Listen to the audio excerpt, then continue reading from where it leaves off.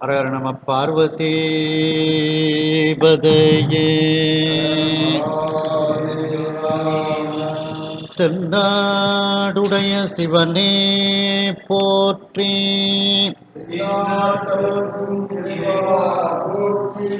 கலைநிறை கணபதிக்கு திருச்செந்தூர் முருகனுக்கு திருவாவடுதுறை ஆதீன ஸ்ரீலஸ்ரீ குருமகா சன்னிதானம் அவர்கள் பொன்னார் திருவடிகளை வணங்கியும், தருமபுர ஆதீனம் நட்சத்திர குருமணிகள் ஸ்ரீலஸ்ரீ குருமகா சன்னிதானம் அவர்கள் பொன்னார் திருவடிகளை வணங்கியும், தருமபுர ஆதீன ஸ்ரீமத் மீனாட்சி சுந்தர தம்பிரான் சுவாமிகள் பொன்னார் திருவடிகளை வணங்கியும், இந்த திருவிளையாடற் புராண சிந்தனையை செவனே நடத்தி கொண்டிருக்கக்கூடிய கனடாவில் இருக்கும் திரு மோகன் பிரேம்குமார் ஐயா அவர்களுக்கு வணக்கத்தையும் தெரிவித்து உங்கள் அனைவருக்கும் அன்பான வணக்கத்தை தெரிவித்துக் கொள்கிறேன். நாம் திருவிளையாடற் புராணத்தில் 30வது திருவிளையாடல் மெய்காட்டிட்ட படலம் என்பதில் நாம் இருக்கின்றோம். குலபூடன பாண்டியன் மதுரையை அரசாட்சி செய்து வருகின்றார். அந்த அரசனும் சொக்கநாத பெருமானிடத்திலும் அடியார்களிடத்திலும் பேரன்பு கொண்டவன்.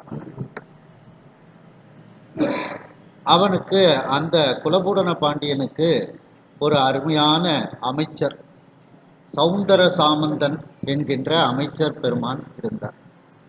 அந்த சௌந்தர சாமந்தனும் அடியார்களிடத்திலும் சொக்கநாத பெருமானிடத்திலும் பேரன்பு கொண்டவனாக இருக்கின்றார்.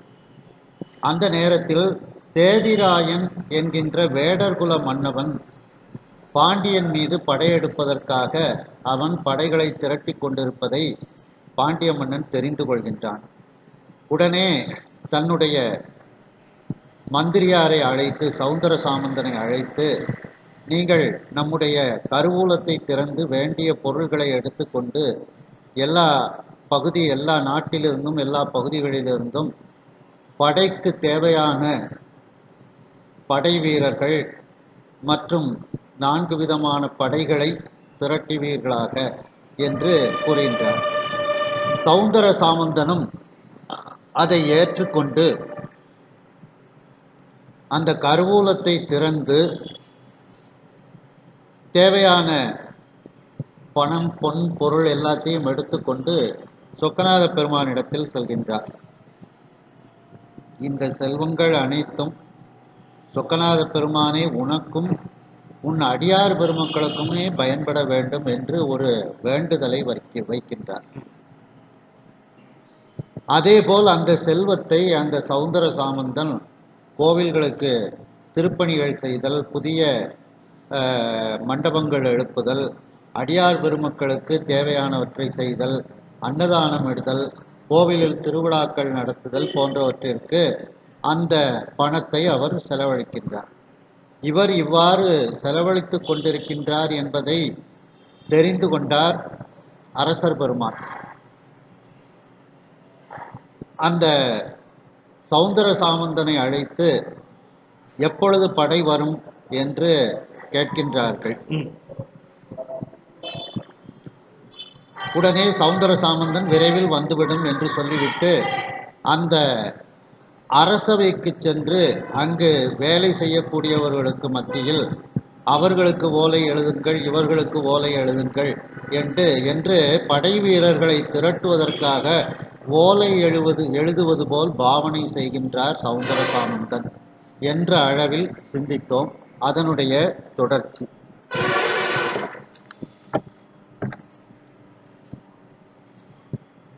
1676 பாட்டு. எழுதுக தெலுங்கற்கு ஓலை அப்படின்ட்டு, அதாவது அந்த 30வதுல 14வது பாட்டு.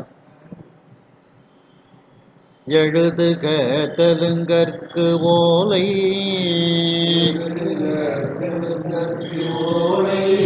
எழுதுக கலிங்கற்கு ஓலை, எழுதுக விராடர்க்கு ஓலை எழுதுக மராடர்க்கு ஓலை எழுதுக கொங்கர்க்கு ஓலை எழுதுக வங்கற்கு ஓலை எழுதுக துருக்கற்கு ஓலை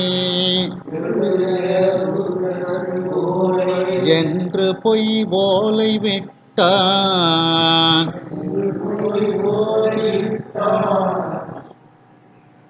அதாவது சௌந்தர சாமந்தன் அந்த அமைச்சர் பெருமானார் அரசவை காரியங்களை பார்க்கக்கூடிய அந்த அலுவலகத்திற்கு சென்று அங்கு ஒவ்வொரு நாட்டில் இருக்கக்கூடிய படை வீரர்களுக்கும் அவர் ஓலை அனுப்புவது போல ஒரு பொய்யான ஓலைகளை தயார் செய்து அதை அனுப்புவது போல பாவனை செய்கின்றார். அங்கு அவர் யாருக்கெல்லாம் ஓலை எழுதுகின்றார் என்றால், தெலுங்கருக்கு ஓலை எழுதுங்கள், கலிங்க நாட்டு வீரர்களுக்கு ஓலை எழுதுங்கள், விராடர்களுக்கு ஓலை எழுதுங்கள், மராடருக்கு ஓலை எழுதுங்கள், கொங்கர்களுக்கு ஓலை எழுதுங்கள், வங்கர்களுக்கு ஓலை எழுதுங்கள், துருக்கருக்கு ஓலை எழுதுங்கள் என்று இவர்களையெல்லாம் இந்த நாட்டில் இருக்கக்கூடிய படை வீரர்களை திரட்டி பாண்டிய நாட்டிற்கு கொண்டு வந்து ஒரு இடத்தில் அமர்த்தி வைத்துவிட்டு அவர்களை படை போரில் ஈடுபடுத்துவதற்காக அப்படி ஒவ்வொரு நாட்டில் இருந்தும் படை வீரர்களை திரட்டுவது போல அந்தந்த நாட்டு வீரர்களுக்கு பொய்யான ஓலையை தயார் செய்து அங்கே இருந்து அனுப்புவது போல ஒரு பாவனையை செய்து கொண்டு இருந்தார் சௌந்தர சாமந்தர். எங்கும் இப்படியே ஓலை ஓலை செலவிடுத்து இருப்ப ஆறு திங்களின் அழவும் அந்த சேவகர் வரவு காணாது அங்கதேர் வேலோன் சேனைக்கு அரசனை அழைத்து நாளை வெங்கதேர் படுமுன் சேனை யாவையும் விழித்தியல்றான்.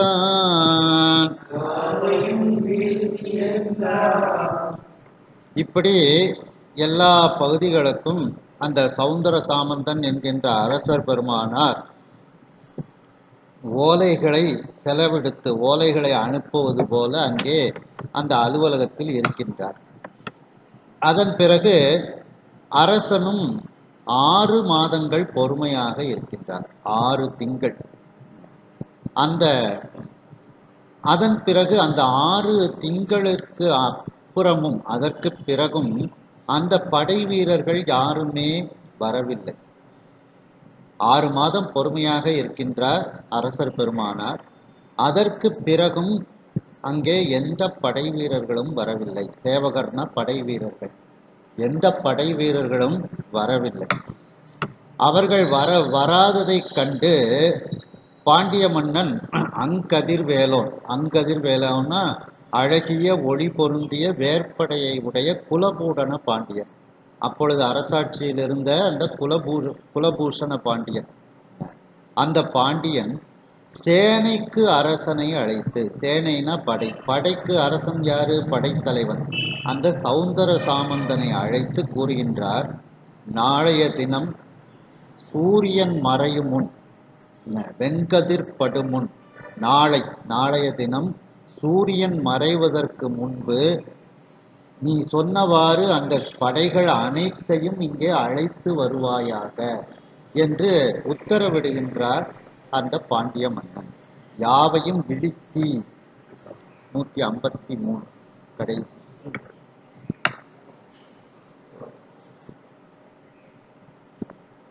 நாளைக்கு சூரியன், வெண்கதிர்னா சூரியன், படுமுன் அப்படின்னா மறைவதற்கு முன், நாளைக்கு சூரியன் மறைவதற்கு முன்பு அந்த சேனைகள் அனைத்தையும் இங்கே அழைத்து வருவாயாக, இது அரச உத்தரவு என்று குலபூடன பாண்டியன் அந்த சௌந்தர சாமந்தனுக்கு உத்தரவிடுகின்றார். அதாவது சௌந்தர சாமந்தன் அரசாங்க அலுவல்கள் நடக்கக்கூடிய இடத்திற்கு சென்று, அந்த அலுவலகத்திற்கு சென்று போலியாக ஓலைகள் ஒவ்வொரு நாட்டில் இருக்கக்கூடிய அந்த வீரர்களுக்கு எழுதுவதைப் போல அவர்கள் எழுதுகின்றார்கள்.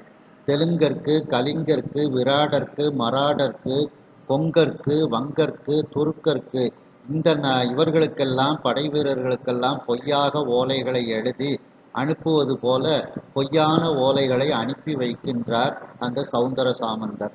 இப்படி எல்லா இடங்களிலும் பொய்யான ஓலையை அனுப்பி விட்டு அந்த சௌந்தர சாமந்தன் இருக்கின்றார். அதன் பிறகு மன்னனும் பொறுமையாக காத்திருக்கின்றான். இவ்வாறு 6 மாதங்கள் கழிந்து விடுகிறது. அந்த 6 மாதங்கள் கழிந்து போகக்கூடிய அளவிற்கும் அதன் பிறகும் அந்த சேவகர்கள், அந்த படை வீரர்கள் எந்த நாட்டிலிருந்தும் வரவில்லை. அந்த படை வீரர்கள் வராததை காண்கின்றார் அந்த பாண்டிய மன்னன், குலபூடன பாண்டிய மன்னன். அழகிய ஒளி பொருந்திய வேற்படையை உடைய அந்த குலபூடன பாண்டியன் அந்த படைகளுக்கு அரசனாக இருக்கக்கூடிய அந்த சௌந்தர சாமந்தனை அழைத்து கடுமையான உத்தரவிடுகின்றார். நாளை சூரியன் மறைவதற்கு முன்பு அனைத்து சேனைகளையும் இங்கே அழைத்து வருவாயாக என்று உத்தரவிடுகின்றார் பாண்டிய மன்னன்.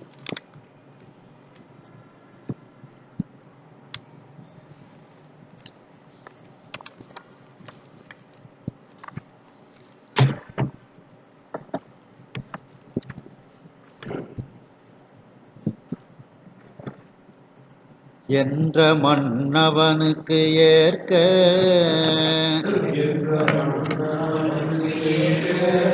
சாமந்தன் இசைந்து வெள்ளி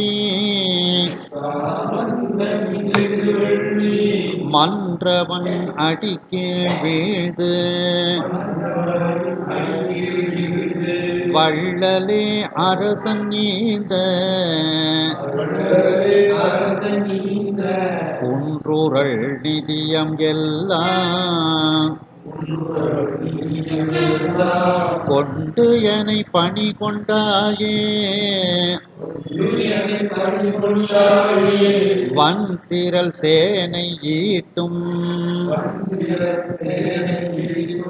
வண்ணம் யாது என்ன நின்றான் என்ற மன்னவனுக்கு, இவ்வாறு ஆணையிட்ட மன்னவனுக்கு ஏற்க, அவர் சரி நான் கூட்டு வரேன்ட்டு அவர் ஒப்புக்கொள்ளும்படி ஒரு நல்ல பதிலை சொல்லிவிட்டு சாமந்தன் இசைந்து, அந்த சௌந்தர சாமந்தன் என்கின்ற அந்த படைத்தளபதி அதற்கு ஒப்புக்கொண்டு மன்னனிடத்தில் விடை பெற்று கொண்டு நேராக சொக்கநாத பெருமான்கிட்ட போகிறார்.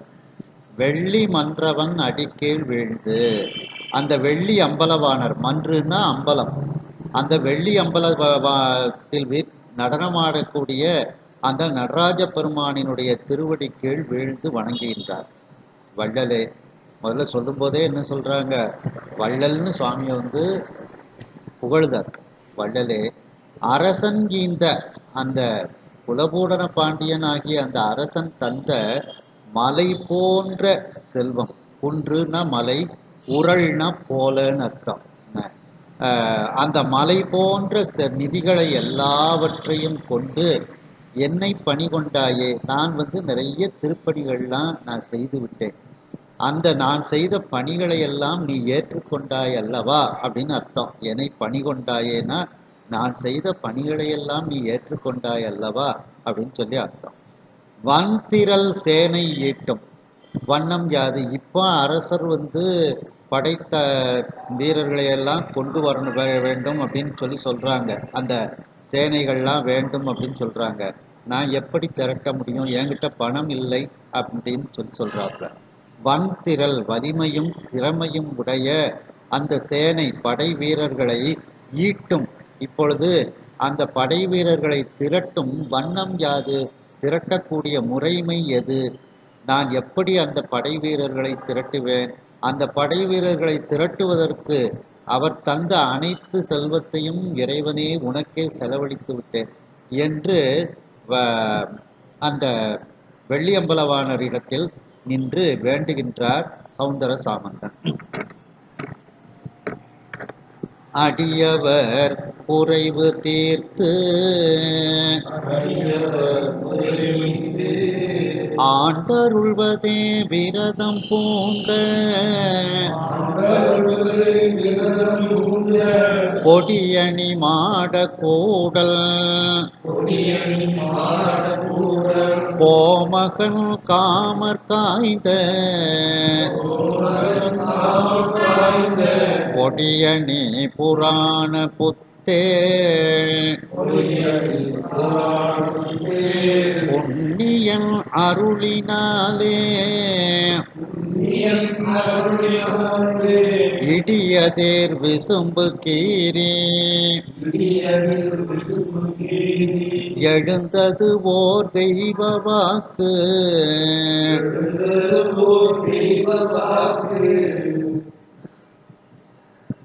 சொக்கநாத பெருமான் ஒரு விரதம் வச்சிருக்கிறாராம். என்ன விரதமா? அடியவர்களினுடைய குறைபாடுகளை தீர்த்து அவர்களை தன்னுடைய அடிமையாக ஆக்குவதையே விரதமாக கொண்டவரான் சொக்கநாத பெருமான். அதுதான் அவருக்கு தொழில். சொக்கநாத பெருமானினுடைய தொழில் என்ன? அடியார்களினுடைய குறைகளை தீர்த்து அந்த அடியார்களை தன்னுடைய அடிமையாக ஆண்டு அருள்வதுதான் சொக்கநாத பெருமானினுடைய விரதம், அவருடைய தொழில். அப்படிப்பட்ட விரதத்தை கொண்ட சொக்கநாத பெருமான் கொடியடி மாடக்கூடல் கோமகன். கொடிகளெல்லாம் அழகாக கொடிகளால் அழகாக அலங்கரிக்கப்பட்ட மிகப்பெரிய மாடங்கள் நிறைந்த கூடல் மாநகரத்து கோமகன். அந்த கூடல் மாநகரம் என்கின்ற மதுரை மாநகரத்துக்கு அரசனாக இருக்கக்கூடியவன் அந்த சொக்கநாத பெருமான். மேலும் அந்த சொக்கநாத பெருமான் எப்படிப்பட்டவன்? காமர் காய்ந்த பொடியணி புராண புத்தேள். மன்மதனை எரித்தவர். மன்மதனை எரித்த பெருமான் பொடியணி, அந்த திருநீற்றை அணிந்த புராண, ரொம்பவும் பழமையான, புராணன்னா ரொம்பவும் பழமையான தொன்மையான தேவன் அவன். புத்தேள்னா தேவன். புண்ணியன், புண்ணியத்தின் சொரூபமாக, புண்ணியத்தின் உருவமாக இருக்கின்றார் அந்த சொக்கநாத பெருமான். அந்த சொக்கநாத பெருமானினுடைய திருவருளினாலே அந்த இடியதிர் விசும்பு, இடிகளெல்லாம் அதிர்ந்து கொண்டிருக்கக்கூடிய, இடிகள் இடிக்கக்கூடிய விசும்புன்னா ஆகாயம், அந்த ஆகாயத்தை கீறிக்கொண்டு ஒரு தெய்வ வாக்கு ஆகாயத்திலிருந்து எழுந்தது. சரீரத்தோட வாக்கு கொடுத்தா அது சரீர வாக்கு. சரீரம் இல்லாமல் இப்படி ஆகாயத்துல வாக்கு கொடுக்கும்போது அது அசரீரி. அசரீரி, அசரீரி வாக்கு. அப்படி அந்த ஆகாயத்திலிருந்து சொக்கநாத பெருமான் ஒரு தெய்வ வாக்கினை அந்த சௌந்தர சாமந்தனுக்கு கொடுக்கின்றார். தன்னை தொழக்கூடியவர்களினுடைய துயரத்தை தீர்த்தலே இறைவனுக்கு தொழில் அப்படின்னுட்டு சுந்தரமூர்த்தி சுவாமிகளும் சொல்றாங்க. மழுவாழ் வலஞ்சேந்தி மறை ஓதி மங்கை பங்கா தொழுவாரவர் துயராயின தீர்த்தல் உன தொழிலே செழுவார் பெண்ணை தென்பால் வெண்ணை நல்லூர் அருள் துறையுள் அழகா உனக்கு ஆழாய் இனி அல்லேன் எனலாமே. தொழுவாரவர் துயராயின தீர்த்தல் உன தொழிலே. சுவாமி, உன்னுடைய தொழில் என்ன? உன்னை தொழக்கூடியவர்களினுடைய துயரத்தை தீர்த்தல் தான் உன்னுடைய தொழில். அதுபோல இந்த சொக்கநாத பெருமானும் அந்த வெளியம்பலத்தில் இருக்கக்கூடிய அந்த பெருமான் அடியார்களினுடைய குறைகளை தீர்த்து அவர்களை ஆண்டருள்வதே அவருக்கு அது ஒரு விரதமாக கொண்டவர், அதுவே தொழிலாக கொண்டவர் அப்படின்ட்டு இதில் பரஞ்சோதி முனிவர் கூறுகின்றார்கள்.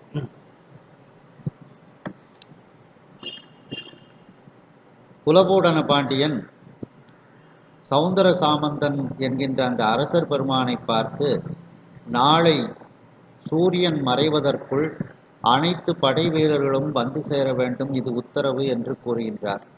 என்று கூறிய அந்த மன்னவனுக்கு ஏற்றார் போல அந்த மன்னவன் ஒப்புக்கொள்ளும்படி அந்த சௌந்தர சாமந்தன் என்கின்ற அமைச்சர் பெருமான் இசைவான பதிலை அந்த மன்னவனுக்கு தெரிவித்துவிட்டு, நாளைய தினம் சூரியன் மறைவதற்குள் அனைத்து வீரர்களும் வந்து விடுவார்கள் என்ற இசைவான பதிலை தெரிவித்து கொண்டு உடனே அந்த அரசர் மந்திரி பெருமானார்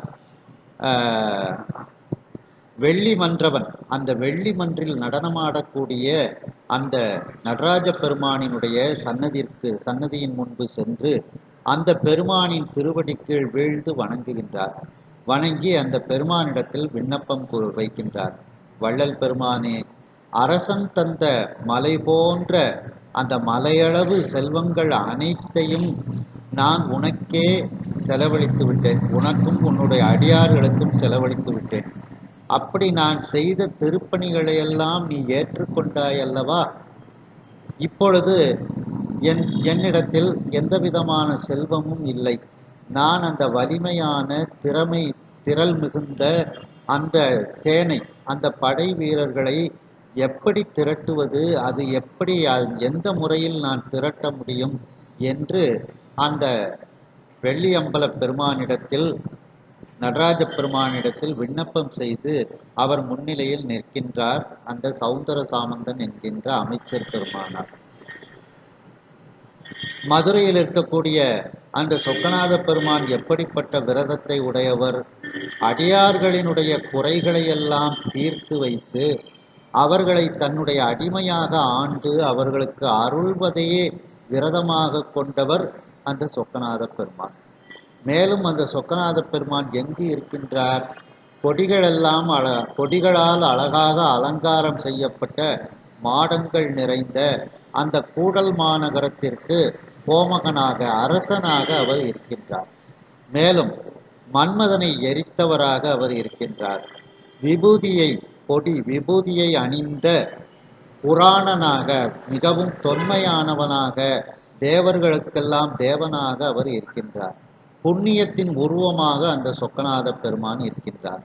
அப்படிப்பட்ட பெருமானினுடைய திருவருளினால் இடிகளெல்லாம் அதிர்ந்து கொண்டிருக்கக்கூடிய, இடிகள் இடிக்கக்கூடிய அந்த ஆகாயத்தை கீறிக்கொண்டு அங்கிருந்து ஒரு தெய்வ வாக்கு, சொக்கநாத பெருமானினுடைய தெய்வ வாக்கு அந்த ஆகாயத்திலிருந்து இப்பொழுது ஒரு வாக்கு எழுந்தது. சூழ்ந்து எழு சேனையோடும் தோற்றுதும் நாளை நீயும் வீழ்ந்து அரசவையத்து எய்தி மேவுதி என்ன விண்ணம் போழ்ந்து எழும் மாற்றம் கேட்டு பொருணர் ஏறு உவகை வெள்ளத்து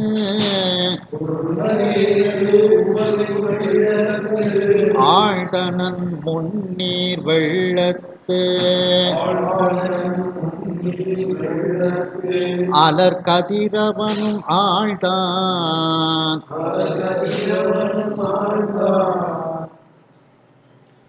சூழ்ந்து எழு சேனையோடும் தோற்றுதும். ஆகாயத்திலிருந்து அந்த தெய்வீக வாக்கு சொக்கநாத பெருமான் கூறுகின்றார். என்ன கூறுகின்றார்? நான் நாளைய தினம் சேனைகளோடு, படை வீரர்களோடு சூழ்ந்து அந்த படை வீரர்களுக்கு நடுவில் தோற்றுதும் நாம் வருவோம், அந்த படை வீரர்களுக்கு நடுவில் தோன்றி நாமும் வருவோம் அப்படிங்கிற. நாளை நீயும் வீழ்ந்து, நாளை வருவோம், நீயும் வீழ்ந்து. நீ வீழ்ந்துன்னா நல்ல தூங்கு அப்படின்னு அர்த்தம். வீழ்ந்துன்னா அர்த்தம். ஏன்னா நீ நிம்மதி இல்லாமல் இருந்தால் ராத்திரி தூக்கம் வராது. படைகள் வருமா வராதா அப்படின்னுட்டு நீ கவலைப்படாத, அதனால நீ நல்ல நிம்மதியா தூங்கு அப்படின்னு சொல்றாப்புல. நீயும் வீழ்ந்து நாளைய தினம் அதாவது நீயும் வீழ்ந்துன்னா இன்றைக்கு இரவு நன்றாக தூங்கி நாளை அரசவையத்து எய்தி. 154வது பக்கம் பாரு. 154 அதுல கடைசி பாட்டு. நீயும் நாளை அரசாங்கம் அந்த அரசவை, அந்த அரசவைக்கு நீயும் வந்து சேர்வாயாக. எய்தி மேவுதி, அந்த அரசவைக்கு நீயும் வந்து சேர்வாயாக என்ன என்று அந்த ஆகாயத்திலிருந்து அந்த வாக்கு வருகின்றது. விண்ணம் போழ்ந்து, விண்ணம்னா ஆகாயம், அந்த ஆகாயத்தை கிழித்து கொண்டு, போழ்ந்துன்னா கிழித்து கொண்டு, எழும் மாற்றம் கேட்டு, கிழித்து கொண்டு எழக்கூடிய அந்த மாற்றம்னா சொற்கள், அந்த அசரீரி வாக்கு, அதை கேட்டு பொருணர் ஏறு உவகை வெள்ளத்து ஆழ்ந்தனர். பொருணர் ஏறுனா, பொருணர்னா வீரர்கள், வீரர்களுள் சிங்கம் போன்றவர். பொருணர் ஏறுனா வீரர்களுள் சிங்கம் போன்றவர் யாரு? சௌந்தர சாமந்தர், அந்த அமைச்சர் பெருமானார். அந்த பொருணர் ஏறுனா சௌந்தர சாமந்தன் என்கின்ற அந்த அரசர் பெருமானார் உவகை வெள்ளத்து, மகிழ்ச்சி வெள்ளத்தில் அப்படியே மூழ்கினார். முன்னீர் வெள்ளத்து, முன்னீர்னா கடல், அந்த கடல் வெள்ளத்தில் இப்பொழுது அலர் கதிரவனும் ஆழ்ந்தான். அந்த ஒளி பரப்பக்கூடிய அந்த சூரியனும் இப்பொழுது கடலுக்குள் மூழ்கினான். அப்படின்னா என்ன அர்த்தம்? மாலை நேரம் வந்தது அப்படின்னு புரியுதா? அதாவது அந்த மந்திரியாரும் உவகை வெள்ளத்துல மூழ்கினாரு, சூரியனும் கடலுக்குள்ள மூழ்கிட்டு அப்படிங்கிறது மாதிரி மாலை நேரம் வந்தது அப்படிங்கிற மாதிரி இதுல வந்து சொல்றாப்புல. மீனவன் காணமேறு வில்லி தமரை வன்கண் மானவேல் மறவராக்கி பாம்பரி வீரனாக தானும் போர் கூத்து கோலம் சமைத்து வந்து ஆடையிட்ட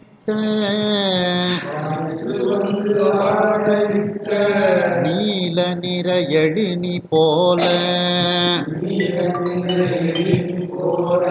காரிருள் நிவந்தது எங்கும். மீனவன் அப்படின்னா குலபூடன பாண்டியன், மீனக்கொடியை உடையவன் அந்த குலபூடன பாண்டியன்.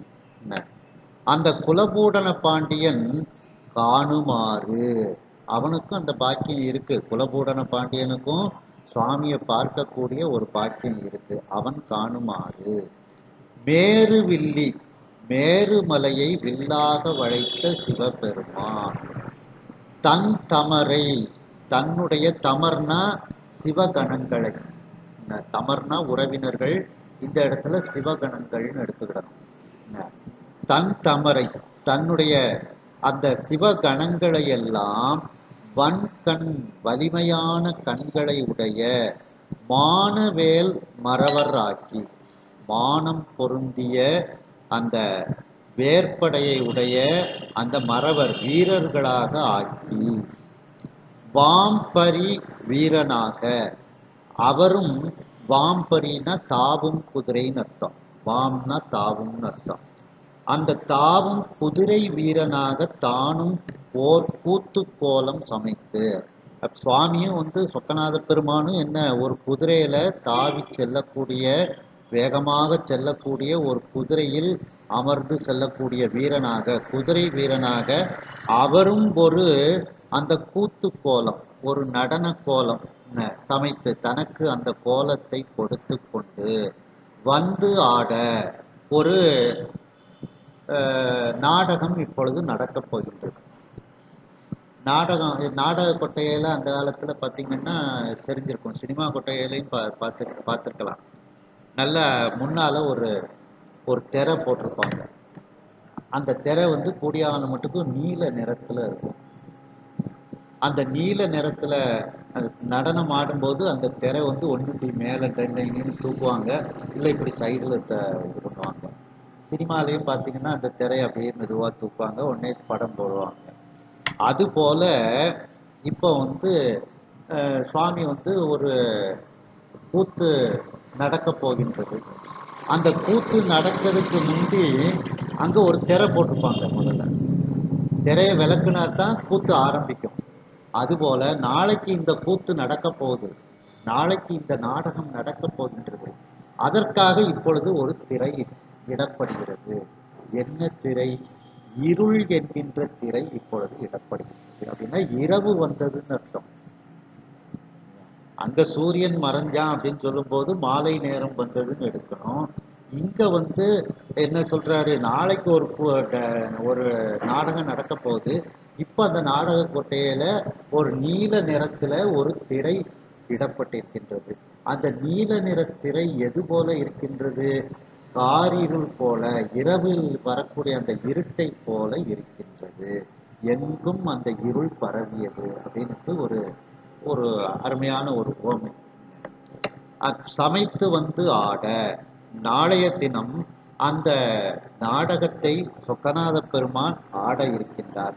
அதற்காக இட்ட நீல நிற எழினி, எழினின திரைன்னு அர்த்தம். எழினின திரைன்னு அர்த்தம். அந்த நீல நிறத்தை உடைய ஒரு திரை போல, அந்த திரையை போல இப்பொழுது இரவு நேரமானது வந்தது, காரிருள் நிவந்தது என்றும். அந்த காரிருள்னா இரவு நேரத்து அந்த கருமையான இருள் எங்கும் பரவியது. எங்கும் நிவந்ததுன்னா உயர்ந்தது, பரவியது. அந்த இருட்டு வந்து இரவு நேர இருட்டு வந்து ஒரு நாளைக்கு வரக்கூடிய அந்த கூத்துக்கு அந்த மேடையில இடக்கூடிய ஒரு திரையை போல இப்பொழுது இருட்டு வந்தது அப்படின்ட்டு ஒரு அருமையான ஒரு உவமை.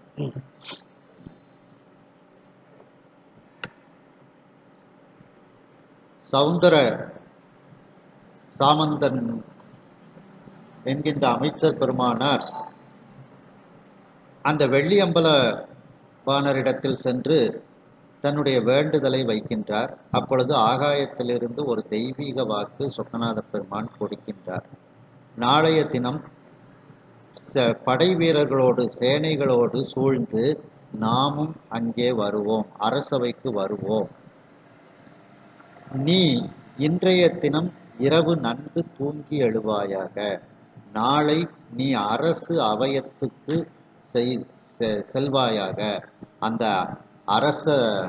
அரசாங்கம் நடக்கக்கூடிய அந்த அரசவைக்கு நீ நாளைக்கு செல்வாயாக என்று அந்த விண்ணம் போழ்ந்து ஆகாயத்தை கிழித்து கொண்டு எழக்கூடிய அந்த மாற்றம், அந்த வாக்கு, அந்த சொற்கள், அந்த அசரீரி சொல்லை கேட்டு அந்த வீரர்களுள் சிங்கம் போன்று இருக்கக்கூடிய அந்த படை தளபதியாகிய அந்த சௌந்தர சாமந்தன் உவகை வெள்ளத்தில் ஆழ்ந்தான், மகிழ்ச்சி வெள்ளத்தில் மூழ்கினான் அந்த அமைச்சர் பெருமானார். அதே நேரத்தில் அந்த முன்னீராகிய கடல் வெள்ளத்துக்குள் அந்த மலர்ந்த கதிரவனும் இப்பொழுது மூழ்கினான். அதாவது மாலை நேரமானது அங்கே வந்து சேர்ந்தது. நாளைய தினம் அந்த குலபூடன பாண்டிய மன்னன் காணுமாறு ஒரு நாடகம் நடக்க இருக்கின்றது. அந்த நாடகத்தில் எப்படி அந்த நாடகம் நடக்க இருக்கின்றது என்றால், மேரு வில்லியாகிய மேருமலையை வில்லாக வளைத்த அந்த சொக்கநாத பெருமான் தன்னுடைய தமரை, தன்னுடைய சிவகணங்களை எல்லாம் வலிமையான கண்களை உடைய, மானம் பொருந்திய வேற்படையை உடைய நரவராக்கி வீரர்களாக ஆக்கி கொண்டு தாமும் ஒரு தாவக்கூடிய வேகமாக செல்லக்கூடிய ஒரு குதிரையில் ஏறி அமர்ந்து வரக்கூடிய குதிரை வீரனாக சொக்கநாத பெருமானும் தானும் ஒரு கூத்து கோலத்தை அமைத்து கொண்டு தனக்கு கொடுத்து கொண்டு தானும் ஒரு குதிரை வீரனாக தனக்கு ஒரு வேடத்தை கொடுத்து கொண்டு நாளைய தினம் ஒரு நாடகம் ஆட இருக்கின்றார் சொக்கநாத பெருமான். அந்த நாடகத்தை காண்பதற்காக மிகப்பெரிய ஒரு நாடக கொட்டகைகள் திரைப்பட அரங்குகளிலெல்லாம் நீல நிறத்தில் ஒரு திரை இட்டிருப்பார்கள். அந்த நீல நிறத்தில் திரை இட்டது போல அந்த அப்பொழுது இரவு நேரமானது, காரிருள் சூழ்ந்து எங்கும் அந்த இருட்டானது பரவியது. அதாவது அந்த நாடக கொட்டகையில் இடப்படக்கூடிய அந்த நீல நிற திரையை போல அந்த காரிருள், இரவாகிய இருள் எங்கும் நிறைந்தது என்று நாளைய தினம் அந்த கூத்தை எல்லோரும் காண இருக்கின்றார்கள் என்றவாறு இதில் ஒரு உவமை அழகாக சொல்லப்பட்டிருக்கிறது. இது ஆசிரியரினுடைய ஒரு அழகிய கற்பனை. இறைவன் உலகமாகிய நாடக அரங்கில் ஆடப்போகும் நாடகத்திற்கு என அரங்கத்திற்கு முன் தொங்கவிடப்பட்ட நீல நிற திரை போல இருள் சூழ்ந்தது என்பது ஆசிரியரின் அழகிய கற்பனை. அதிலே கொடுத்திருக்கிறாங்க. புண்ணிய மனையில் போகி புலர்வது எப்போது என்று எண்ணி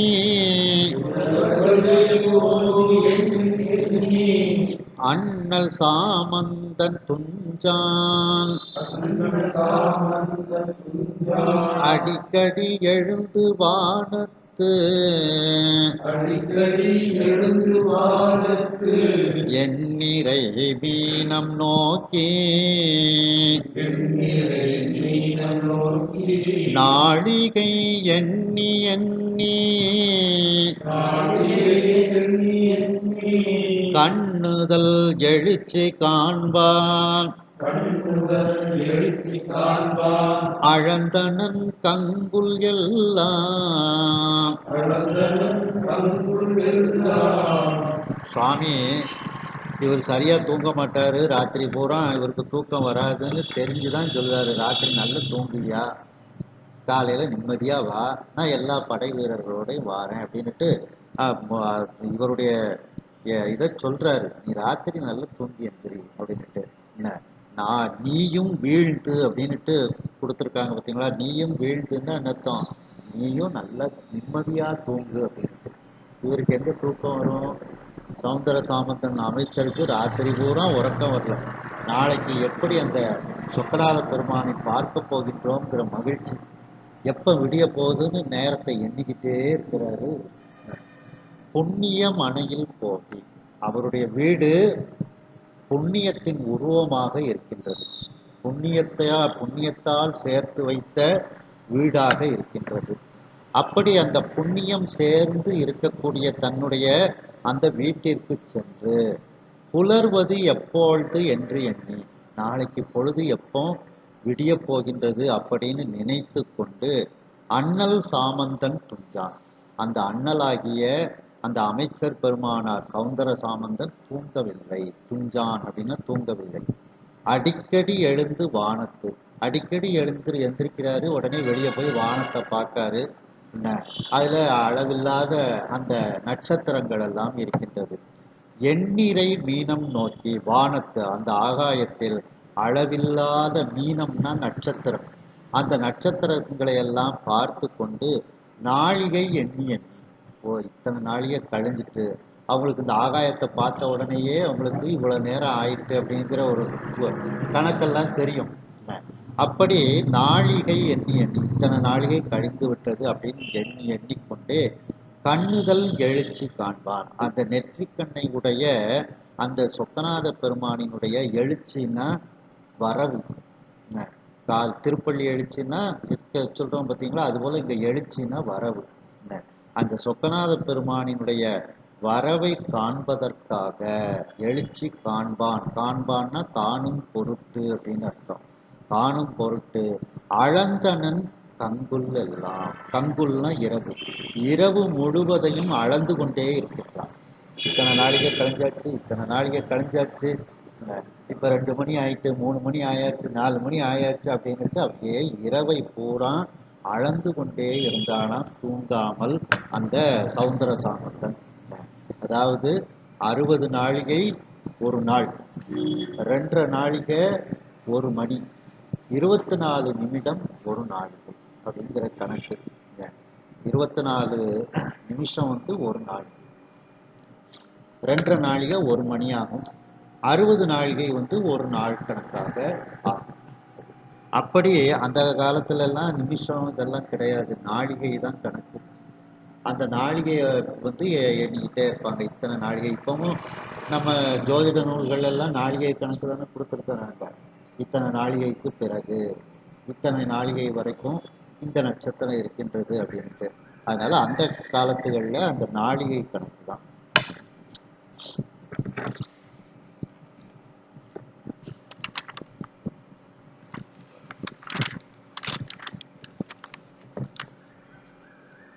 தெருள் தரு மறைகள் தேரா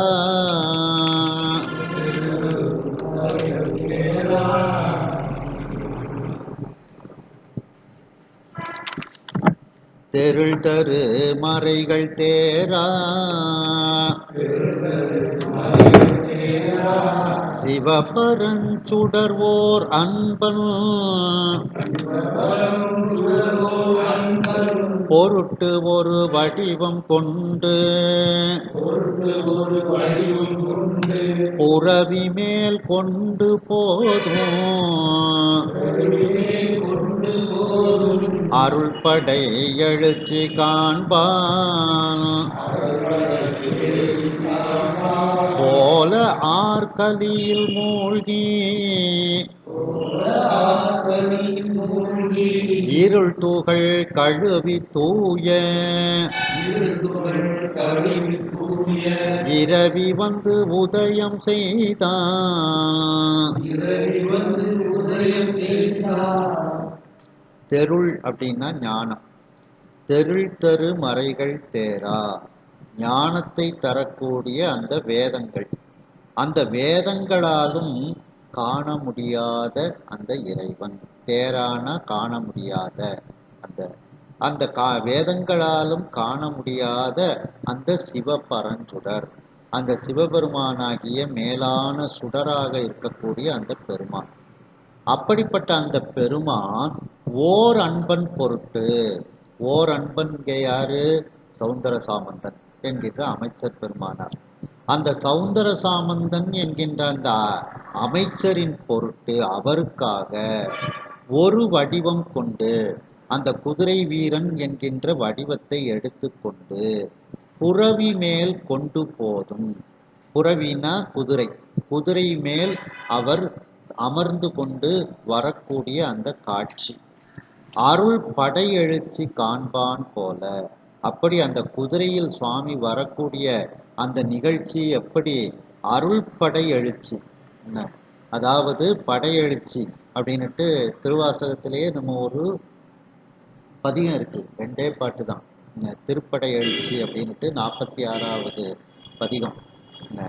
ஞானவாள் ஏந்தும் மையர் நாதப்பறை அறைமின் அப்படின்ட்டு. அதுல என்ன சொல்லப்படுது? சரியை கிரியை யோகம் ஞானத்தில் இருக்கக்கூடிய அந்த அன்பர்கள்லாம் இப்படி இப்படி நின்று கொள்ளுங்கள், மாயப்படை நம்மை நோக்கி வருவதற்கு முன் நாம சிவலோகத்தை அடைய வேண்டும், அந்த மாயப்படை வந்தால் நாம் வெல்ல வேண்டும் அப்படின்ட்டு அந்த சரியை கிரியை யோகம் ஞானத்தில் இருக்கக்கூடிய தொண்டர்களை எல்லாம் எந்த இடத்துல நிப்பாட்டணுங்கிற மாதிரி ஒரு அமைப்பு, ஒரு போர்க்கள அமைப்பு மாதிரி அந்த போர் வீரர்களை நிப்பாட்டுவது போல உள்ள ஒரு அந்த பாடல் திருப்படை எழுச்சி. அதுபோல அந்த சொக்கநாத பெருமானும் அந்த அருள் படை எழுச்சியை காண்பதற்காக, சொக்கநாத பெருமான் உடைய எழுச்சியை காண்பான் போல, காண்பதை போல ஆர்கலியில், ஆர்கலினா கடல்னு அர்த்தம், கடலில் மூழ்கி இந்த சூரியனானவன் அந்த கடலுக்குள் குளித்து இருள் துகள் கழுவி, தன்னுடைய உடம்புல உள்ள அந்த இருளாகிய அந்த மாசுகளை எல்லாம் கடலில் கழுவி கொண்டு குளித்து கொண்டு தூய இரவி தூய்மையான சூரியனாக வந்து உதயம் செய்தான். அவன் காலையில சூரியோதயத்துல அந்த சூரியன் வந்து வருகின்றான். எதற்கு வருகின்றான்? சொக்கநாத பெருமான் படையெடுத்து வரக்கூடிய அந்த படை வீரராக வரக்கூடிய அந்த எழுச்சியான நிகழ்ச்சியை காண்பதற்காக சூரியன் வந்து கடலுக்குள்ள குளிச்சு தன்னுடைய மேல உள்ள தூசிகளை எல்லாம் இருள் தூசிகளை எல்லாம் நீக்கி கொண்டு அந்த சூரியன் வெளியே வந்தான் அப்படின்ட்டு அந்த இயற்கையை அப்படியே வந்து அந்த இதோட சேர்த்து சேர்த்து அதை ஒரு வர்ணனை செய்து கொண்டே வருகின்றார். அப்போ அந்த பெருமானினுடைய பெருமைகளை சொல்வதற்காக பெருமானை என்ன சொல்கின்றார்? வேதங்களாலும் காண முடியாத பெருமான். அப்படிப்பட்ட பெருமான் தன்னுடைய எளிவந்த கருணையின் காரணமாக ஒரு அமைச்சரின் பொருட்டாக ஒரு வடிவம் எடுத்து வருகின்றார். அது என்ன? போர் வீரனினுடைய வடிவம் எடுத்து வருகின்றார். அவர் மிகவும் எழுச்சியோடு படை எழுச்சியோடு வருகின்றார். அப்படிப்பட்ட அந்த பெருமானை பார்ப்பதற்காக சூரியன் அதிகாலையில் வந்து உதித்தான் அப்படின்ட்டு இதுல வந்து சொல்றாங்க. இந்த ஓர் அன்பன் பொருட்டு அதை வந்து சொல்லும்போது பார்த்தீங்கன்னா, நீ எவ்வளவு பெரியவன், ஆனா எனக்காக வேண்டி நீ இப்படியெல்லாம் என் மீது இரக்கம் கொண்டு எனக்கு அருள் செய்தாயேன்னுலாம் நிறைய பாடல்கள்ல சொல்லப்படுகிறது. அத்தா உன் அடியேனை அன்பால் ஆர்த்தாய், அருள் நோக்கில் தீர்த்த நீர் ஆட்டிக்கொண்டாய், எத்தனையும் அரியை நீ எளியானாய், என்னை ஆண்டு கொண்டு இறங்கி என்று கொண்டாய், பித்தனேன் பேதையேன் பேயேன் நாயேன் பிழைத்தனகள் அத்தனையும் பொறுத்தாயன்றே, இத்தனையும் எம்பரமோ ஐய ஐயோ எம்பெருமான் திருக்கருணை இருந்தவாறே. திருநாவுக்கரசு பெருமான் 6ஆம் திருமுறை திருத்தாண்டகம். அதுபோல எத்தனையும் அரியை நீ எளியான எனக்கு எளிவந்த கருணையாக நீ வந்தாய் அப்படிங்கிறத தான் அந்த முதல் வரியில. வேதங்களாலும் காண முடியாது, அவன் மிக அரியவன், யாராலும் காண முடியாது. ஆனால் அவன் அந்த சௌந்தர சாமந்தன் பொருட்டு எளிமையாக ஒரு போர் வீரனாக உருவத்தை எடுத்துக்கொண்டு இப்பொழுது வருகின்றான் அல்லவா, அது அவனுடைய கருணை திறத்தை காண்பிக்கின்றது அப்படின்ட்டு இதுல வந்து சொல்லப்படுகிறது.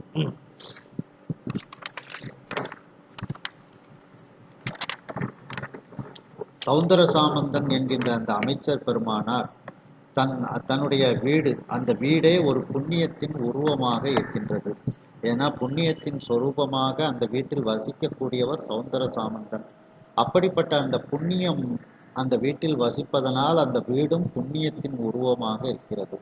அப்படிப்பட்ட அந்த புண்ணிய மனையில் சென்று அந்த சௌந்தர சாமந்தன் நாளை எப்பொழுது பொழுது புலர்கின்றது என்று எண்ணிக்கொண்டு அந்த அண்ணலாகிய சாமந்தன் சௌந்தர சாமந்தன் தூங்காமல் இருக்கின்றார். படுத்திருந்தாலும் தூக்கமில்லை அவருக்கு.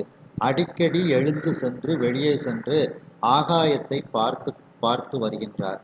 ஆகாயத்தில் அளவு கடந்த நட்சத்திரங்களை எல்லாம் பார்த்து கொண்டு அதை வைத்தே அவர்கள் நேரத்தை கணிப்பார்கள். இத்தனை நேரம் கடந்திருக்கின்றது என்று கணிப்பார்கள். அப்படி அந்த ஆகாயத்தில் உள்ள நட்சத்திரங்களை எல்லாம் பார்த்து கொண்டு இத்தனை நாளிகை கழிந்து விட்டது என்று எண்ணிக்கொண்டே அதையே திரும்ப திரும்ப எண்ணிக்கொண்டு அந்த சௌந்தர சாமந்தன் இரவு முழுவதும் தூக்கமில்லாமல் இருக்கின்றான். மேலும் அந்த நெற்றிக்கண்ணை உடைய பெருமான் நாளை எழுச்சியோடு வரக்கூடிய அந்த காட்சியை காண்பதற்காக காணும் பொருட்டு அந்த இரவு பொழுது முழுவதையும் அளந்து கொண்டே எப்பொழுது விடியப் போகின்றது என்று தூக்கமில்லாது இரவு பொழுதை ஆகாயத்தை நோக்கி அளந்து கொண்டே அந்த சௌந்தர சாமந்தன் கழித்தான். ஞானத்தை எல்லோருக்கும் தரக்கூடிய அந்த வேதங்களாலும் காண முடியாத ஒரு பெருமையை உடையவன் சிவபெருமான். அந்த சிவபெருமான் மேலான சுடராக ஜோதியாக இருக்கக்கூடியவன். அப்படிப்பட்ட பெருமான் எளிவந்த கருணை உடையவன் அடியார்கள் மீது. அவன் ஓர் அன்பன் பொருட்டு, ஓர் அன்பனாகிய அந்த சௌந்தர சாமந்தன் என்கின்ற அமைச்சர் பெருமானின் பொருட்டு ஒரு நாளைய தினம் ஒரு வடிவம், இன்றைய தினம் ஒரு வடிவத்தை எடுத்துக்கொண்டு குதிரையின் மீது இருந்து கொண்டு அவர் வருகின்றார். அது எப்படி இருக்கின்றது என்றால், அந்த பெருமான் அருளையே படையாக கொண்டு எழுச்சியோடு வருகின்றார். அதை அந்த பெருமானினுடைய அந்த அருள் படை எழுச்சியை, குதிரை மீது வரக்கூடிய அந்த அருள் படை எழுச்சியை காண்பதற்காக காண்பது போல அந்த ஆறுகளி கடலில் அந்த சூரியனானவன் முழுகி நன்றாக குளித்து அந்த இருளாகிய மாசுகள் துகள்கள் எல்லாம் தன்னுடைய உடம்பிலிருந்து செல்லுமாறு உடம்பை கழுவிக்கொண்டு நன்கு கடலில் குளித்து கொண்டு அந்த தூய்மையான சூரியனானவன் இரவியானவன் காலையில் வந்து இப்பொழுது உதய சூரியனாக உதயம் செய்தான். அதாவது காலை பொழுது புலர்ந்தது. அந்த சூரியனும் சிவபெருமான் குதிரை வீரனாக வரக்கூடிய காட்சியை காண்பதற்காக அவனும் இப்பொழுது காத்து கொண்டு இருக்கின்றான் அப்படின்னு அர்த்தம். பொருணர் ஏறு அணையான் நேர்ந்து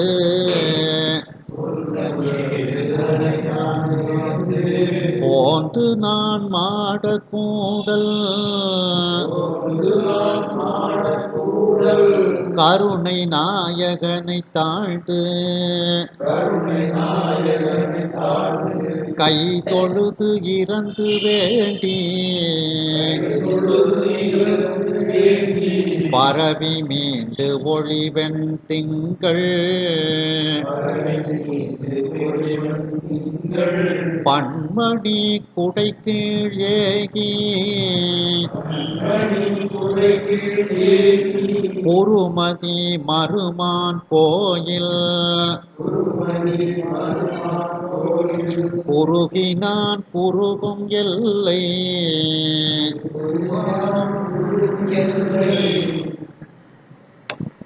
பொருணர் ஏறு அணையான் நேர்ந்து. பொருணர்னா வீரர்னு அர்த்தம். அந்த வீரர்களில் தலைவனாக சிங்கம் போன்று இருக்கக்கூடியவன், அணையான்னா போன்று இருக்கக்கூடியவன், வீரர்களுக்குள் சிங்கம் போன்று இருக்கக்கூடியவன் யாரு? அந்த படைத்தளபதியாகிய அமைச்சர் பெருமான் அந்த சௌந்தர சாமந்தன். அந்த சௌந்தர சாமந்தன் நேர்ந்து அப்படின்னா எழுந்து, அதிகாலையில் எழுந்து போந்து அந்த காலை கடன்களை எல்லாம் செய்து முடித்துவிட்டு நான்மாட கூடல் கருணை நாயகனை தாழ்ந்து, அந்த 4 மாடங்கள் ஆக இருக்கக்கூடிய அந்த கூடல் மாநகரம், 4 மாடங்களை கொண்ட அந்த கூடல் மாநகரத்தில் வீற்றிருக்கக்கூடிய, மதுரை மாநகரத்தில் வீற்றிருக்கக்கூடிய கருணை தாழ்ந்து, அந்த கருணைக்கே உரியவனாக இருக்கக்கூடியவன் கருணாகரனாக. ஆகரம்னா பிறப்பிடம், கருணையின் பிறப்பிடம் அப்படின்னு அர்த்தம். கந்தர் அனுபூதியில முருகப்பெருமானு சொல்லும்போது கருணாகரனே அப்படின்பாங்க ஒரு பாட்டுல. அந்த கடைசியில் அந்த கருணாகரனின் ஒரு பாட்டுல முடியும். அப்படி கருணையின் பிறப்பிடமாக, கருணைக்கு தலைவனாக இருக்கக்கூடிய அந்த சொக்கநாத பெருமான், அந்த சொக்கநாத பெருமானை தாழ்ந்து அவர் காலில் விழுந்து வணங்கி கை தொழுது, கையால் தொழுது இறந்து வேண்டி, அவரிடத்தில் மிகவும் வேண்டி, அவருக்கு மானம், அதாவது இறந்து வேண்டுதல் அப்படின்னா மிகவும் உருகி வேண்டுதல், இறைவனிடத்தில் உருகி வேண்டுகின்றார். வேண்டி பரவி, இறைவனை பரவி கொண்டு மீண்டு அங்கிருந்து கோயிலிலிருந்து வெளியே வந்து ஒளிவெண் திங்கள் பன்மணி குடைக்கீழ் ஏகி, அந்த ஒளி பொருந்திய வெண்மையான திங்களை ஒத்த, திங்கள்னா சந்திரன், அந்த சந்திரனை ஒத்த பன்மணி, சந்திரனை போன்ற முத்துக்களெல்லாம் பதிக்கப்பட்ட அந்த குடைக்கீழ் ஏகி, அந்த வெண்கொற்ற குடை கீழ் சென்று குருமதி மருமான் கோயில், குருமதினா மதினா சந்திரன், மருமான்னா சந்திர வம்சத்தில் வந்த, சந்திர வம்சத்தின் வழித்தோன்றல்களாகிய அந்த பாண்டிய மன்னன் யாரு? இப்பொழுது குலபூடன பாண்டியன். அந்த குலபூடன பாண்டியன், பாண்டிய மன்னன் வீற்றிருக்கக்கூடிய கோயில், கோயில்னா இங்க அரசவைன்னு அர்த்தம். அரசவைக்கும் கோயில்னு சொல்லுவாங்க.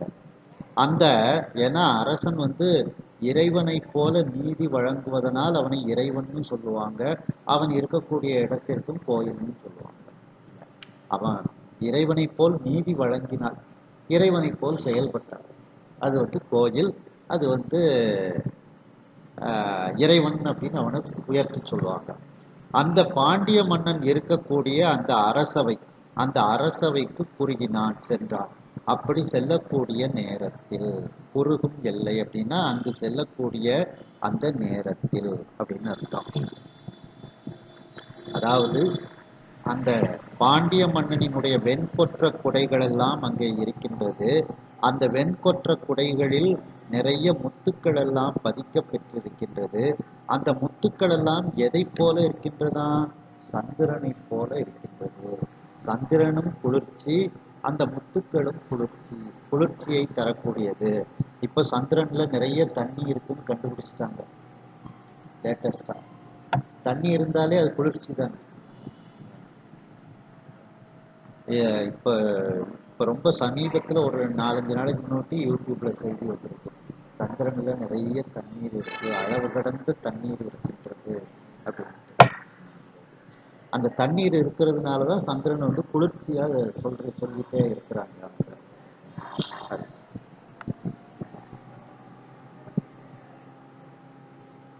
அடுத்து கரைமதியிற்று சங்கு கண்ணன் முன்னான வென்றே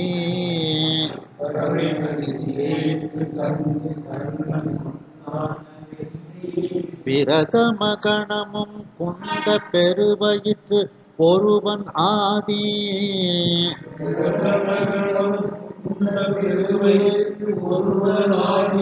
வரைபுறையை பொறுத்தாள் பூத மரவரும் குழுமி வீக்கு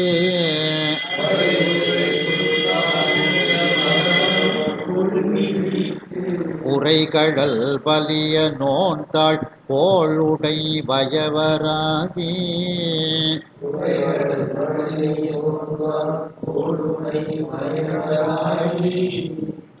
கரைமதி. அப்படி இப்போ அந்த சௌந்தர சாமந்தன் அரசவைக்கு செல்கின்றான். அதற்கு முந்தி என்ன நடந்தது அப்படிங்கிறத இதில் இந்த வீரர்கள்லாம் எப்படி வருகின்றார்கள் அப்படிங்கிறத இதில் சொல்லப்படுகிறது. கரைமதி எயிற்று சங்கு கண்ணன். கரைமதினா தேய்ந்த சந்திரன், தேய்ந்து கொண்டே இருக்கக்கூடிய அந்த சந்திரன். அந்த சந்திரனை போல பற்களை உடைய, எயிறுனா பற்கள்னு அர்த்தம். இந்த கோரைப்பல், இந்த வீரப்பல்னுட்டு இந்த பைரவமூர்த்திக்கெல்லாம் வைப்பாங்க பார்த்தீங்களா, அதுபோல அந்த வீரப்பல், அந்த கோரைப்பல்லை உடைய சங்கு கண்ணன் போன்ற அந்த சுவாமியினுடைய சிவகண தலைவர்களில் ஒருத்தர் அந்த சங்கு கண்ணன்கிறவர். அந்த சங்கு கண்ணன் போன்றவர்கள் முன்னான இப்படிப்பட்ட அவர்களாக வென்றி பிரதம கணமும், வெற்றியை உடைய, வென்றினா வெற்றின்னு அர்த்தம். பிரதம கணம்னா சிவகணம்னு அர்த்தம். பிரதம கணம்னா சிவகணம். அதாவது சங்கு கண்ணன் போன்ற அந்த அதாவது சங்கு கண்ணன் போன்ற அவர்களை தலைமையாக கொண்ட அந்த சிவகணங்கள். முன்னான தலைமையாக கொண்டன்னு அர்த்தம். சங்கு ஒவ்வொரு கூட்டங்களுக்கும் ஒவ்வொரு தலைவர்கள் இருப்பாங்க. அதில் சங்கு கண்ணனும் ஒரு தலைவன். அந்த சிவகணங்களுக்கு தலைவனாக இருக்கக்கூடிய அந்த சங்கு கண்ணன், அந்த சங்கு கண்ணன் போன்ற தலைவர்களை உடைய, வெற்றியை உடைய சிவகணங்கள். அந்த சங்கு கண்ணன் எப்படி இருக்கின்றான் தான் முதல்ல சொல்றாங்க. அந்த சங்கு கண்ணன் கோரை பற்களை உடையவனாக, தேய்ந்த சந்திரனினுடைய கீற்றை போன்று கோரை பற்கள், வீரப்பற்களை உடையவனாக இருக்கக்கூடிய சங்கு கண்ணன் போன்ற அந்த தலைவர்களை உடைய, வெற்றியை உடைய சிவகணங்கள். சிவகணமும் குண்ட பெருவயிற்று ஒருவன் ஆதி. அதாவது இந்த வேள்வி குண்டம் போல இருக்கும் வயிறு, மிகப்பெரிய வயிறு. யாரு? குண்டோதரன். அந்த குண்ட பெருவயிற்று ஒருவன்னா யாரு? குண்டோதரன் அர்த்தம்.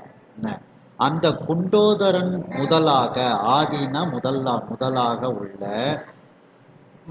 அந்த மற்ற வீரர்கள் வரைபுரை குறுத்தாள் குறுந்தாள். இந்த வரைனா மலை, புரைனா போல, மலையை போல சிறிய கால்களை உடைய பூதக்கூட்டங்கள். பூதக்கூட்டங்களினுடைய கால்கள் சிறிதாக இருக்கும். அதுவும் சிறிதாக இருந்தாலும் மலை போல இருக்கும். அப்படி மலையை போல குறுகிய தாள்கள், குறுகிய பாதங்களை உடைய அந்த சிவபூதங்கள், பூத மரவரும் குழுமி. இப்படி அந்த குண்டோதரனுக்கு உரிய அந்த கூட்டங்கள், அந்த பூத கூட்டங்கள், இவர்கள் எல்லாம் ஒன்றாக சேர்ந்து, குழுமினா ஒன்றாக சேர்ந்து, வீக்கு அப்படின்னா வீரம்னு அர்த்தம்.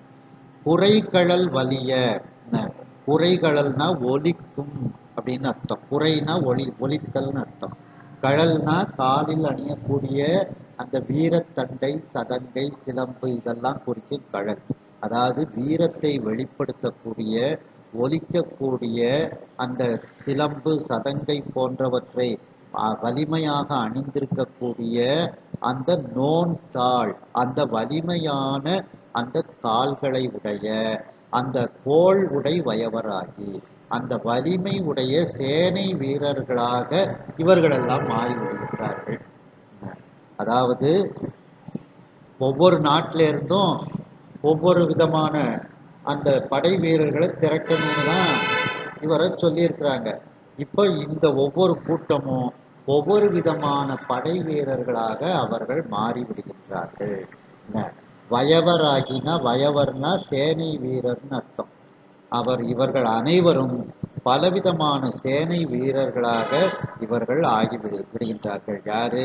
சங்கு கண்ணன் போன்ற தலைவர்களை உடைய அந்த சிவகணம், குண்டோதரன் போன்ற தலைவர்களை உடைய அவருக்குரிய கூட்டங்கள், அடுத்து பூத கணங்கள்.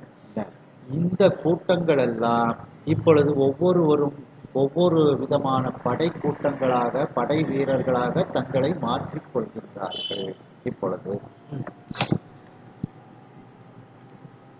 வீரர்களுள் சிங்கம் போன்று இருக்கக்கூடிய சௌந்தர சாமந்தன் அதிகாலையிலேயே எழுந்து தன்னுடைய காலை நியமங்களை எல்லாம் முடித்து கொண்டு நேராக 4 மாடங்கள் தாங்கி மழை விழாது காப்பாற்றப்பட்ட, இறைவனால் காப்பாற்றப்பட்ட அந்த கூடல் மாநகரம், அந்த கூடல் மாநகரத்தில், மதுரை மாநகரத்தில் வீற்றிருக்கக்கூடிய கருணைக்கு நாயகனாக, கருணைக்கு தலைவனாக இருக்கக்கூடிய அந்த சொக்கநாத பெருமானினுடைய காலில் விழுந்து வணங்கி கையால் தொழுது உருகி அவரிடத்தில் வேண்டுகின்றார், பரவுகின்றார் அந்த பெருமானை.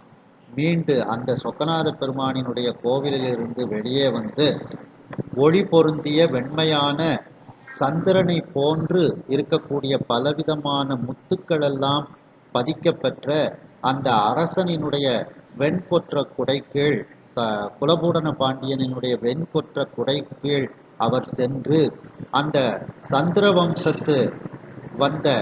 வம்சத்தில் வழித்தோன்றல்களாக இருக்கக்கூடிய அந்த குலபூடன பாண்டியன் வீற்றிருக்கக்கூடிய அந்த கோயிலாகிய அரச சபைக்கு இப்பொழுது அந்த சௌந்தர சாமந்தன் என்கின்ற அந்த படைத்தளபதி அமைச்சர் பெருமான் அங்கே செல்கின்றார்.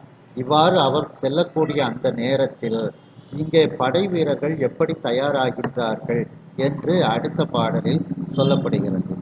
தேய்ந்த சந்திரனை போன்ற கோரை பற்களை உடைய சங்கு கண்ணன் முதலான தலைவர்களை உடைய அந்த இறைவனுடைய வெற்றியை உடைய அந்த பிரதம கணம் என்று சொல்லக்கூடிய சிவகணங்கள் ஒரு பக்கம் இருக்கின்றார்கள். வேள்வி குண்டம் போன்று மிகவும் ஆழமான பெரிய வயிற்றை உடைய குண்டோதரன் போன்று குண்டோதரனை தலைமையாக கொண்டு இருக்கக்கூடிய அந்த ஒரு கூட்டங்கள் அங்கே இருக்கின்றார்கள். மலையை போன்று சிறிய கால்களை உடைய அந்த பூத மறவர்கள், சிவபூதங்கள் எல்லாம் ஒரு கூட்டமாக அங்கே இருக்கின்றார்கள்.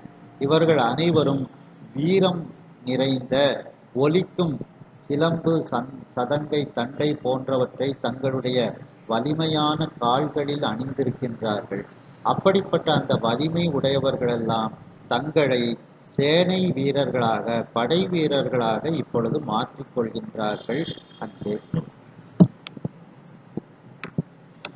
நெட்டிலை வடிவாள் குந்தம் தோமரம் நேமினை தோர் ஒட்டிய கணிச்சி சாபம் உடம்பிடி முதலாயன்ன பட்ட வெம்படை மூவாரும் பறித்த செங்கையர் காலில் கட்டிய கடலர் காலில் கடியராய் புறம்பு காப்ப. இப்போ அந்த சங்குக்கண்ணன், குண்டோதரன், அந்த பூத தலைவர்கள் இவங்கள்லாம் படை வீரர்களாக மாறிவிட்டார்கள். அந்த படை வீரர்கள் கையில் என்ன என்ன ஆயுதங்கள் எல்லாம் இருக்கின்றது அப்படிங்கிறத இந்த பாட்டில் வந்து சொல்றாங்க. நெட்டிலை வடிவாள், தகட்டு வடிவத்தை கொண்ட தகட்டு வடிவத்தோடு அமைந்த அந்த வாள். குந்தம்னா ஈட்டின்னு அர்த்தம், தோமரம்னா இரும்பு உலக்கைன்னு அர்த்தம், நேமினா சக்கராயுதம், சக்கரப்படை, நெய்த்தோர் ஒட்டிய கணிச்சி அப்படின்னா இந்த எண்ணெய் பூசப்பட்ட அப்படின்னு அர்த்தம். இதுல ரத்தம்னு கொடுத்துருக்காங்க, அப்படி எடுத்துக்கொள்ள முடியாது. அந்த கணிச்சின்னா மழு ஆயுதம், கணிச்சின்னா மழு ஆயுதம். அந்த ஆயுதங்கள்ல துருப்பிடிக்காம இருக்கிறதுக்காண்டி எண்ணெய் பூசி வச்சிருப்பாங்க. அதான் இங்க நெய்த்தோர் ஒட்டிய கணிச்சின்னா அந்த எண்ணெய்கள் பூசப்பட்ட, எண்ணெய்கள் ஒட்டி இருக்கக்கூடிய அந்த மழு ஆயுதம். ஏன்னா ரத்தம் படிஞ்சிருச்சுன்னா அதை சுத்தப்படுத்துவாங்க, இங்க அப்படி இல்லை. அதுக்கப்புறம் சாபம், சாபம்னா வில்லுன்னு அர்த்தம், உடம்பிடினா வேல்னு அர்த்தம். முதலா இவ்வாறு சொல்லப்பட்ட எண்ணப்பட்ட எண்ணிக்கையில் வரக்கூடிய வெம்படை மூவாரும், கொடிய படைக்கலங்கள் 18 வகையான படைக்கலங்கள், மூவாறு 18, அந்த 18 வகையான படைக்கலங்கள் பறித்த அப்படின்னா ஏந்திய, செங்கையர் சிவந்த கையை உடையவர்கள், காலில் கட்டிய கழலர், அவர்களுடைய காலில் அந்த கழல்னா சதங்கை, சிலம்பு இதெல்லாம் கட்டி இருக்கின்றார்கள். அந்த வீரர்களினுடைய கால்களில் சலங்கை, சிலம்பு இதெல்லாம் வந்து கட்டப்பட்டிருக்கின்றது. அதுவும் ஒரு அரண் போல தான். அந்த அதை ஒரு இதுதான் காலை வந்து தாக்க வந்துச்சுன்னா அதற்கு முந்தி இது நிற்கும், காலுக்கு முந்தி இந்த சிலம்பு சதங்கையெல்லாம் இருக்கும்போது இந்த இதில் பட்டு கொஞ்சம் தெரிச்சு போகும். அதுக்காண்டி அந்த வீரத்தை காட்டக்கூடிய அந்த சிலம்பு சதங்கையெல்லாம் அணிந்திருக்கின்றார்கள். காலின் கடியராய், அவங்க இப்போ நடை வந்து எப்படி இருக்குமா, காற்றை விட வேகமாக செல்பவர்கள். கால்னா காற்று, கடியராய்னா வேகமாக செல்பவர்கள், காற்றை விட அவர்கள் வேகமாக ஓடக்கூடியவர்கள். அப்படி அனைவரும் புறம்பு காப்ப, எல்லோரும் புறத்தே சூழ்ந்து இருக்கின்றார்கள். காப்புன்னா காப்புன்னா காப்பு, காப்புன்னு அர்த்தம். எல்லோரும் ஒரு காப்பு போல சூழ்ந்து இருக்கின்றார்கள். புறம்புனா சுவாமி இப்ப வரப்போறாரு, எல்லாரும் வெளியே காத்துட்டு இருக்கிறாங்க அப்படின்னு. எல்லாரும் அந்த ஆயுதங்களை எல்லாம் கையில் 18 விதமான படைக்கலங்களை எல்லாம் கையில் வைத்து கொண்டு அவர்கள் காத்து கொண்டு இருக்கின்றார்கள். வார்கெடு கடல் கால் நந்தி, இன்னைக்கு முழுவதும் இந்த திருவிளையாடற் புராணமாகவே இருக்கட்டும், ஆள் கம்மியா இருக்குல்ல, அதனால இன்னைக்கு புறத்தையும். பார்கெடு கடல் கால் நந்தி, மாகாளன் பிருங்கி வென்றி, தார்களு நிகும்பன் கும்போதரன் முதல் தலைவர் யாரும், போர்களே கவசம் தொட்டு புண்டரம் நுதலில் தீட்டி போர்களு வடிவாள் ஏந்தி குதிரை சேவகராய் சூழ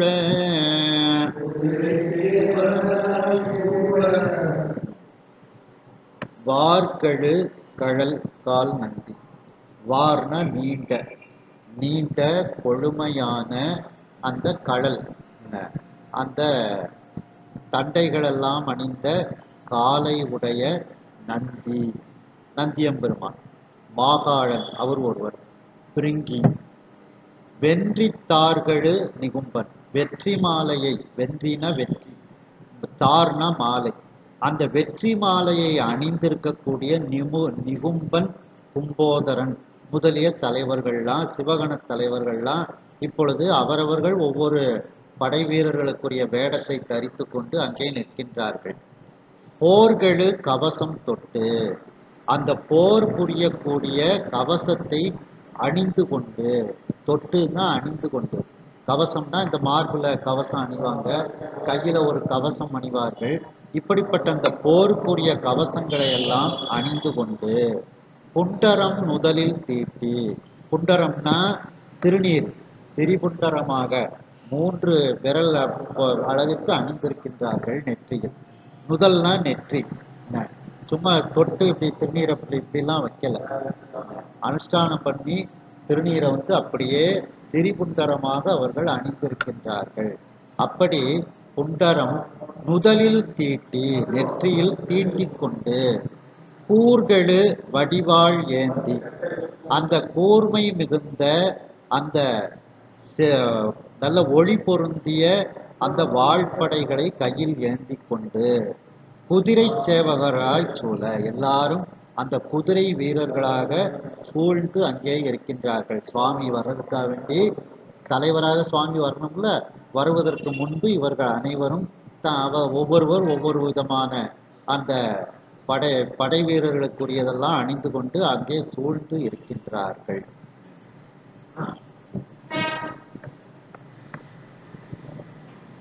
அதாவது சங்குக்கண்ணன், குண்டோதரன், பூதகணங்கள் போன்றவர்களெல்லாம் சேனை வீரர்களாக தங்களை மாற்றிக்கொண்டு அவர்கள் இறைவன் குதிரை வீரராக வருவதற்கு காத்து கொண்டிருக்கின்றார்கள். இந்த வீரர்கள் எல்லாம் எப்படிப்பட்ட ஆயுதத்தை தாங்கி இருக்கின்றார்கள் என்றால், தகட்டு வடிவம் அமைந்த வடிவாள், அழகிய வாழ்படை, ஈட்டிப்படை, இரும்பு உலக்கை, சக்கரப்படை, எண்ணெய் பூசப்பட்ட, நெய் பூசப்பட்ட அந்த எண்ணெய் ஒட்டி இருக்கக்கூடிய அந்த மழுப்படை, வில் வேல்படை முதலாக சொல்லப்பட்ட கொடுமையான படைகள், 18 வகையான படைக்கலங்களை ஏந்தி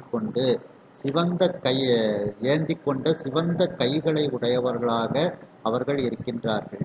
காலில் அவர்கள் சிலம்பு, சதங்கை போன்றவற்றை கட்டி இருக்கின்றார்கள்.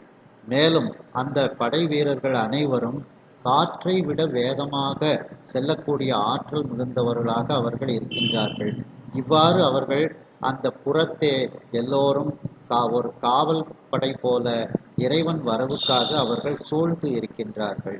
மேலும் நீண்ட கொழுமையான அந்த சிலம்பு, சதங்கை போன்றவற்றையெல்லாம் காலில் அணிந்திருக்கக்கூடிய நந்தி, மாகாளன், பிரிங்கி, வெற்றி மாலையை அணிந்திருக்கக்கூடிய நிகும்பன், கும்போதரன் முதலிய அந்த சிவகண தலைவர்கள் அனைவரும் அவர்கள் போருக்கு உரிய கவசத்தை எல்லாம் அவர்கள் அணிந்து கொண்டு பூண்டு கொண்டு, திருநீற்றை திரிபுண்டரமாக நெற்றியில் அணிந்து கொண்டு, கூர்மையான அந்த அழகிய வாழ்படையை ஏந்தி கொண்டு அவர்கள் எல்லோரும் குதிரை சேவகர்களாக இறைவன் வருவதற்காக அங்கே சூழ்ந்து காத்து கொண்டு இருக்கின்றார்கள்.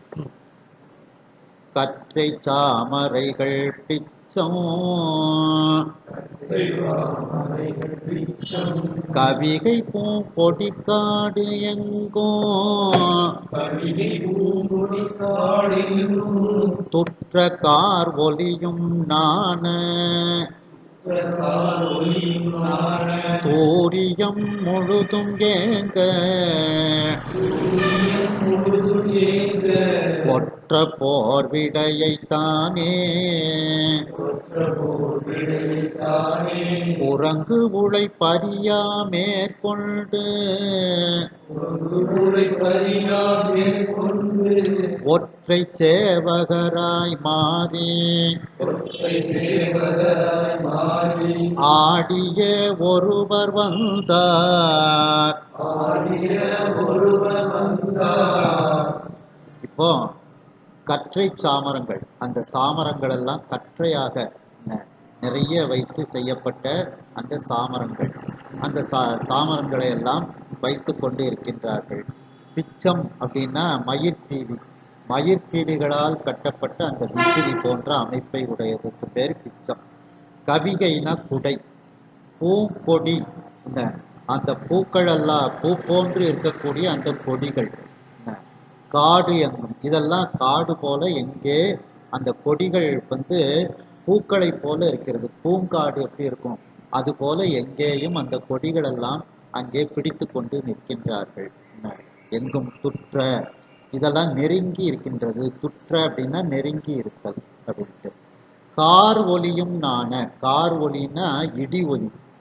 கார் மேகம் இருக்கும்போது அங்கே ஒரு இடி ஒலி ஏற்படும் அல்லவா மழைக்கு முன்னால, அப்படி அந்த இடி ஒலியும் வெட்கப்படுமாறு, நான வெட்கப்படுமாறு தூரியம் முழுதும் ஏங்க. தூரியம்னா வாத்தியங்கள். ஒரு போருக்கு புறப்படும் போது நிறைய வாத்தியங்கள் எல்லாம் வாசிச்சுட்டு போவாங்க. ஏன்னா அந்த படை வீரர்கள் எல்லாம் நல்ல உற்சாகத்தோடு வெற்றி முழக்கத்தோடு அவர்கள் செல்ல வேண்டும் அப்படிங்கிறதுக்காண்டி அந்த வாத்தியங்கள் எல்லாம் வாசிக்கப்படும். அப்படி தூரியம்னா வாத்தியங்கள், வாத்தியங்கள் முழுவதும் ஏங்க, ஏங்கன்னா இசைக்கன்னு அர்த்தம். அந்த வாத்திய இசையை பார்த்து, வாத்திய ஒலியை பார்த்து அந்த இடி ஒலி கூட வெட்கப்படுகிறதாம். நம்ம என்ன இடி இடிச்சிட்டோம், அந்த எவ்வளவு ஒலி வாசிக்கிறாங்க அந்த வாத்தியங்கள் அப்படின்ட்டு அது வெட்கப்படுகிறதாம். இவற்றுக்கு நடுவில் கொற்ற போர் விடையை, அந்த போர் புரியக்கூடிய வலிமையான அந்த இடப வாகனத்தை சொக்கநாத பெருமான் என்ன செய்யறாரு, தானே குரங்கு உழை பறியா மேற்கு உண்டு. குரங்கு உழைனா பிடரி மயிரை உடைய, அந்த பரினா குதிரை, குதிரையாக மாற்றிக்கொண்டு, இடப வாகனத்தை குதிரையா மாறின்றார். உடனே அந்த இடப வாகனம் குதிரையா மாறிடுது. அந்த குதிரை மேல் ஏறிக்கொண்டு, பரியா மேற்கொண்டு குதிரையாக மாற்றிக்கொண்டு அதில் ஏறிக்கொண்டு ஒற்றை சேவகராய், அப்படின்னா தனித்து இருக்கக்கூடிய தனக்கு ஒப்பில்லாத வீரனாக.